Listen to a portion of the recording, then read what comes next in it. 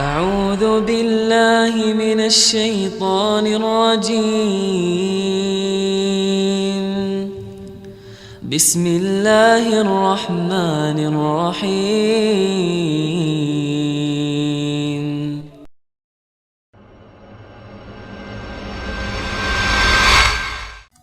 Ya, kami ingin meminta pengalaman dari Ustadz bagaimana kami akhwat yang juga bagian dari tenaga kesehatan, bidan, perawat untuk mengurangi interaksi dan bersentuhan dengan pasien yang bukan mahram apabila jika ada pekerjaan hal itu yang harus dilakukan oleh atasan. Ya, ini berarti untuk teman-teman saya sejawat, teman-teman di kesehatan, dan sebenarnya secara umum di Indonesia ini tidak 100% syariat.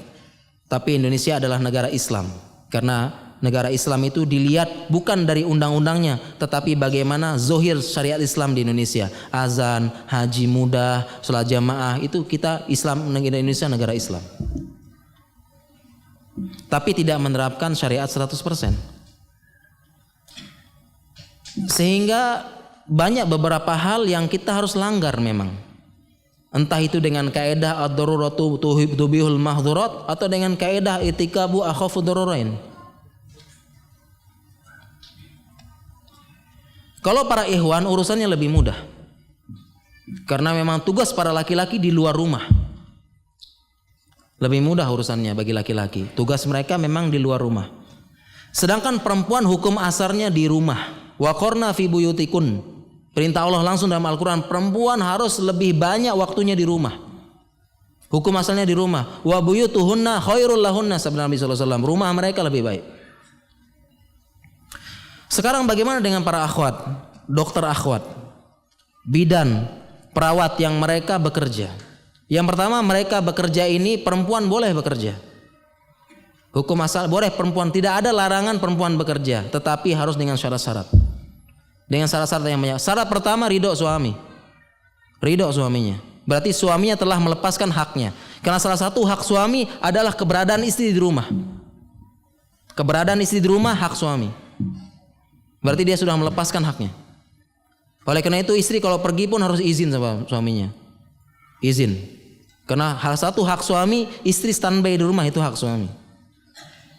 Berarti dia sudah melepaskan haknya. Ini izin suami paling pertama. Yang kedua, tidak menimbulkan fitnah dan sebagainya. Adapun tentang saya berbicara tentang kesehatan saja. Para akhwat yang tenaga kesehatan, kita katakan mereka lebih maslahat bekerja. Para akhwat.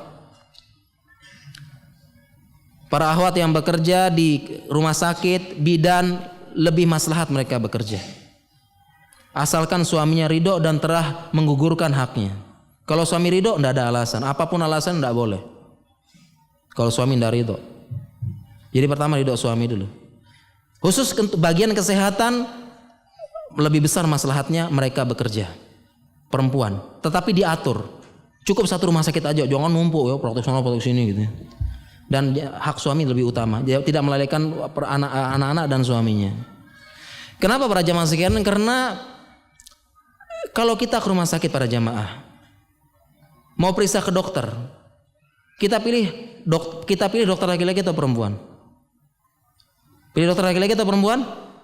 Kita periksakan istri kita, pilih yang perempuan. Kalau kita larang sekarang siapa? Kalau kita larang sekarang semua perempuan jangan kerja jadi perawat. Kita sampai rumah sakit siapa yang periksa istri kita? Kadang-kadang juga masya Allah bagi orang awam ini, kadang-kadang ada pasang kateter. Pasang kateter itu pegang kelaminnya, pedang farji kubronya. Pegang, dipegang. Mau laki-laki yang pegang, para suami? Tidak mau, istri yang pegang. Masukkan kateter dan sebagainya. Sehingga maslahat ini dan ini kaedah itikabu akhafu darurain. Memang dia madarat perempuan keluar, fitnah laki-laki. Fitnah terbesar. Dan laki-laki lemah terhadap wanita kan? Wa khuliqal insanu dha'ifa, tafsirnya yang paling kuat adalah lemah terhadap wanita. Manusia diciptakan lemah sama wanita. Fitnah ini fitnah madarat. Tapi lebih madarat lagi kalau tidak ada perempuan yang menjadi tenaga kesehatan, siapa? Siapa coba? Yang ngurus istri kita kalau melahirkan, yang ngurus kalau sakit dan sebagainya siapa? Sehingga lebih maslahat. Dengan syarat tadi, pertama suami ridho, kemudian kedua tidak melalaikan dia tugas dia sebagai istri dan mendidik anak-anaknya. Kemudian yang terakhir adalah fattaqullaha mastata'tum, nasihat bagi saya pribadi, bertakwa semampu kita. Jangan aji mumpung, bertakwa semampu kita. Contohnya misalnya kalau saya di UGD, ya di UGD, saya beli stetoskop yang agak canggih, mahal, 1 juta harganya, sengaja. Kenapa? Karena kalau periksa perempuan, saya cukup di atas bajunya, karena suaranya tembus. Jadi tidak perlu buka, Mbak, buka semuanya Mbak, tidak perlu. Tinggal saya taruh di atas bajunya, walaupun tebal kedengeran suara jantungnya, suara ususnya kedengeran. Contohnya misalnya. Kemudian kalau jaga ada perempuan, teman perempuan UGD, perempuan suruh periksa, laporkan hasilnya. Contohnya. Dan kalau beberapa hal kita sudah pengalaman, kadang-kadang kalau kita sudah pengalaman, pasiennya datang saja udah ketahuan, ini sakit mah. Kenapa teriaknya mah terus? Enggak ya. Sakit mah, pegang perut ini dan sebagainya, mukanya pucat, kelihatan kadang-kadang. Ya baru lihat datang aja kita sudah tahu ini, udah. Tinggal periksa-periksa sedikit, udah terapi. Contohnya demikian. Jadi kita kurangi interaksinya. Bisa kita minimalkan fattaqullaha mastata'tum, kita bertakwa semampu kita, dan insya Allah para jamaah sekalian, terutama teman-teman di bidang kesehatan, Allah tahu isi hati kita. Allah lebih tahu isi hati kita. Apakah kita aji mumpung, manfaatin? Masya Allah datang pasien, cantik banget ini, Mbak, buka semua Mbak. Allah tahu. Allah tahu apa yang dalam hati kita. Ya'lamu kha'inatal a'yun wa ma tukhfis sudur. Allah mengetahui pandangan mata yang berkhianat dan apa yang tersembunyi di dalam hati kita.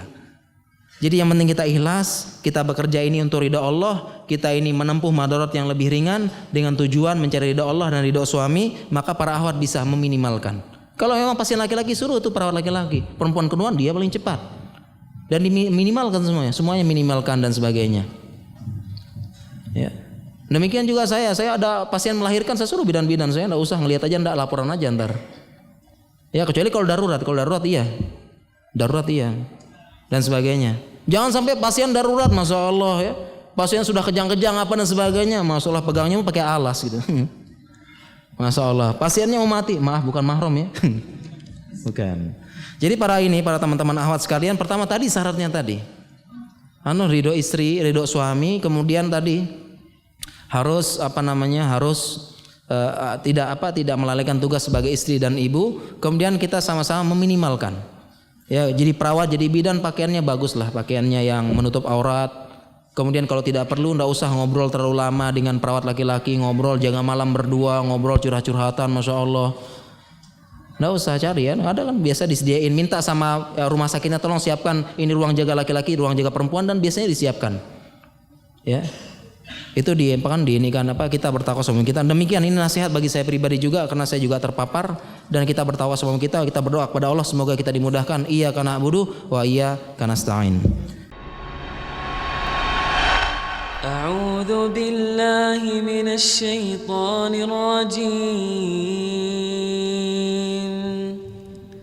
Bismillahirrahmanirrahim.